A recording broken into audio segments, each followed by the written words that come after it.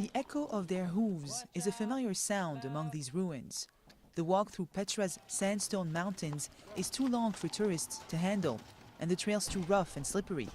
So 1,300 horses, donkeys, mules, and camels take over to transport visitors around the ancient city of the Nabateans. They look like they get worked pretty hard. Hopefully they're feeding them well and taking care of them, and I hope they rest them sometimes.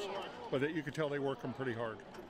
The animals work for hours on end, carrying or pulling heavy weights under the blistering sun. Many of them have no shade, insufficient food and water, and no places to rest. Local authorities say 8,000 people work and live in Petra, all thanks to these animals, who are kept in poor living conditions. We kill a lot of horse here because no medicine. When a horse get caught or whatever, we have to kill it. Otherwise the horse will be really hurt. Now, NGOs like Four Paws are working to change things.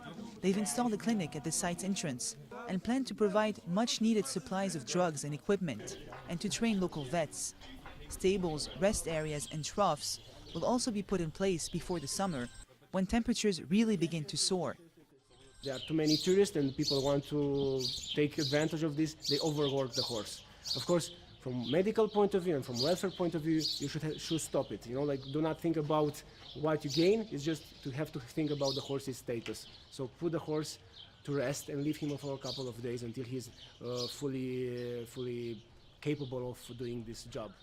Jordan's government is also part of the project, but still says that the use of horse-drawn carriages is essential.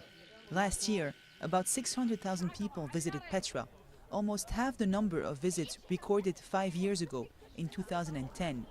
Unrest in the region, more specifically the lingering conflict in neighboring Syria, is partly to blame for the drop in tourists, causing guides to push their animals harder to make ends meet.